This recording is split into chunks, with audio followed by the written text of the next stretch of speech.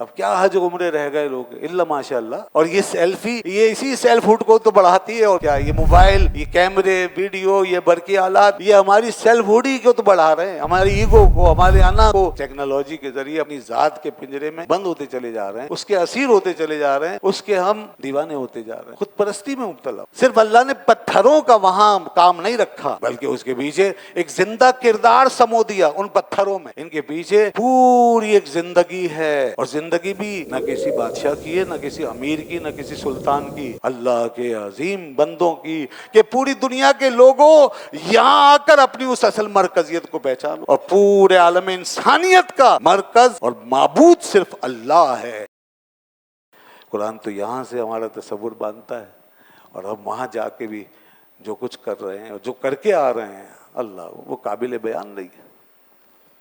اب کیا حج عمرے رہ گئے لوگ الا ماشاء اللہ. اچھے لوگ بھی ہیں، میں سب کا نہیں کہتا، لیکن اکثریت کا جو حال ہے ان کی غفلتیں تو دیکھیں کہ وہاں بھی اسی موبائلوں میں گم، انہی ویڈیوز میں، سیلفیوں میں، اس میں اس میں پڑے ہوئے. یہاں بھی یہی کام، وہاں بھی وہی کام ہو رہا ہے.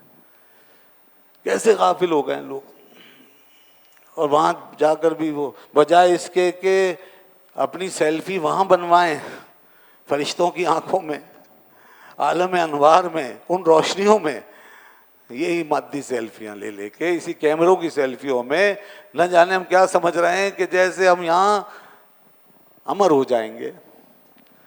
یہ سیلفیاں ہی ہمارے لیے قرب الہی کا ذریعہ بن جائیں گی، اور یہی ہمارے نامہ اعمال میں پہنچ کے وہاں ہمیں بخشوائیں گی. کہیں ایسا نہ ہو کہ یہی سیلفیاں ہمیں اللہ تعالیٰ سے دور کر رہی ہوں. اور کرتی ہے. سیلفی سیلفنس سے بنا ہے نا، سیلف ہوڈ سے. اور سیلفی کو تو ختم کرنے کا نام اللہ کا قرب ہے. اور یہ سیلفی یہ اسی سیلف ہوڈ کو تو بڑھاتی ہے. اور کیا یہ موبائل، یہ کیمرے، ویڈیو، یہ برقی آلات، یہ ہماری سیلف ہوڈ ہی کو تو بڑھا رہے ہیں، ہماری ایگو کو، ہمارے انا کو اس کو بڑھاوا دے رہے ہیں. ہم اس بات کو سمجھتے نہیں. اس کے ساتھ ہماری وابستگی وہ دراصل ہمارے اپنے ساتھ ہے.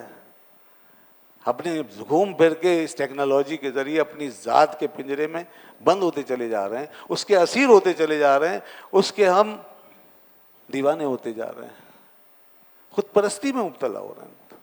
اس لیے وہاں رہ کر بھی ہم خدا سے دور ہیں. تو اس لیے دوستو یہ سب بند کریں. اللہ کے گھر میں پہنچیں تو بس اب اللہ کے لیے آئے ہیں، اللہ سے ملنے آئے ہیں.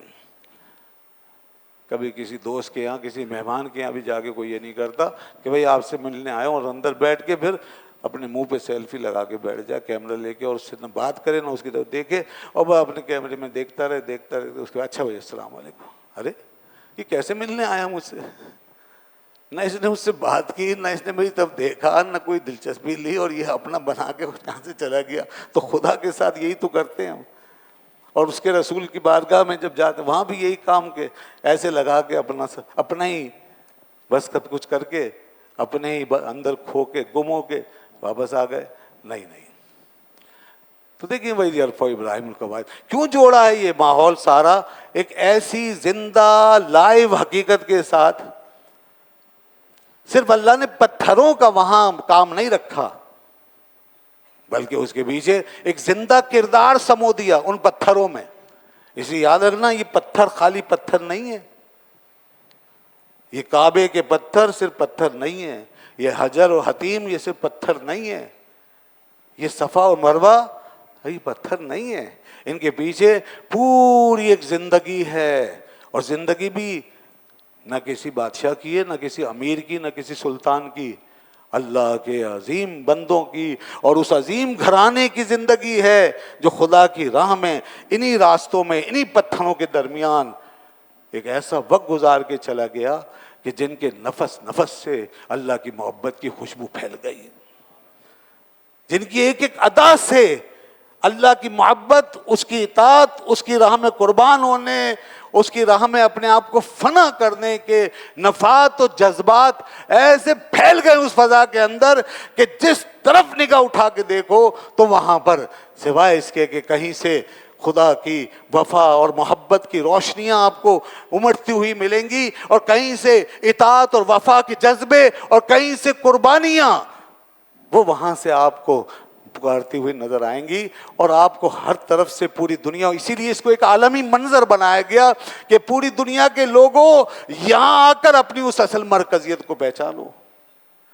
تم سب، سارا عالم، عالم انسانیت صرف اور صرف اللہ کے لیے ہے، اور پورے عالم انسانیت کا مرکز اور معبود صرف اللہ ہے، اور اسی کا حکم پوری کائنات کے اوپر نافذ ہے، اسی کا نظام ہے جو اس کائنات کے اوپر چھایا ہوا ہے. اور یہ ساری کائنات ایک ذرے سے لے کے پہاڑ تک جس کے آگے مسخر ہے وہ اللہ کا حکم ہے. یہ وہ جگہ ہے جناب جہاں سے یہ پیغام مل رہا ہے.